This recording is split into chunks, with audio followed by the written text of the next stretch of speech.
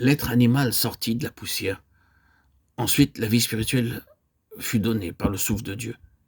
Et enfin, l'âme est mentionnée. Qu'est-ce que l'homme devint? Une âme vivante. Est-ce que ce fut tout? Si c'était là tout, qu'en serait-il alors du corps? Mais cette âme vivante a un corps. Est-ce tout? Non. Cette âme vivante avec un corps a un esprit. Ces mots âme vivante présentent bien la nature de l'âme de l'homme dans ce premier ordre comme quelque chose d'intermédiaire entre la matière et l'esprit, inférieur aux anges, des esprits purs, plus hauts que l'animal. La citation de 1 Corinthiens 15, 45 peut nous aider. Elle nous aide de deux manières. Le premier Adam devint une âme vivante. Le texte original est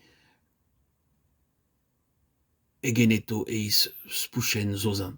Le mot eis est intéressant. Il a un sens local et signifie que l'âme est le lieu de rencontre de deux natures opposées, la chair et l'esprit.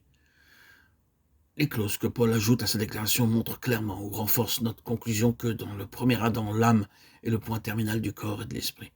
Cette déclaration nous aide ensuite en nous montrant que dans le dernier Adam, c'est l'esprit qui en est le point terminal ou le facteur dominant. L'âme est ainsi le nœud entre les natures supérieures et inférieures. Et non seulement la différence entre ce qui est physique et métaphysique, c'est le moi.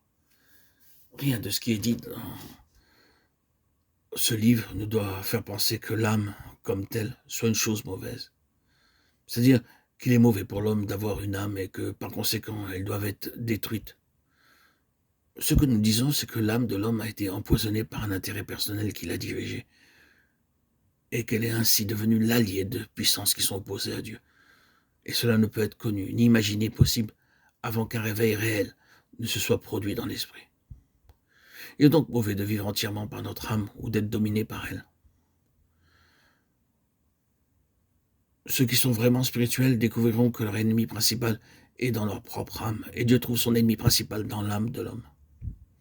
Lorsque l'esprit est régénéré et que Christ demeure et règne en nous, en d'autres termes, lorsque nous sommes remplis de l'esprit, notre âme peut alors servir le Seigneur comme une servante de l'esprit, réellement utile parce que gouvernée.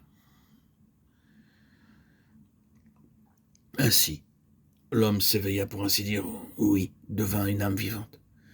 Il arriva à la conscience dans trois domaines. Une conscience du monde, ou une conscience d'essence par son corps psychophysique, une conscience de lui-même dans son âme, et une conscience de Dieu par son quoi.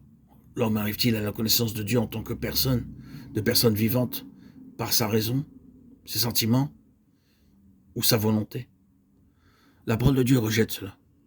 Et en ce qui concerne une union vivante avec Dieu, qui soit une expérience, l'histoire de l'homme le rejette aussi. Peux-tu en sondant découvrir ce qui est en Dieu? Job 11, 7. La philosophie donne une réponse positive, et cela d'autant plus qu'elle est la chose la plus morte à l'égard de la foi. Et la philosophie est une activité intense de l'âme, essentiellement sous l'angle de la raison. Des multitudes ont été perdues pour une expérience chrétienne véritable en choisissant la philosophie comme sujet d'étude. Lorsque Dieu souffla dans l'homme déjà formé, il entra en lui quelque chose de plus que le corps et l'âme.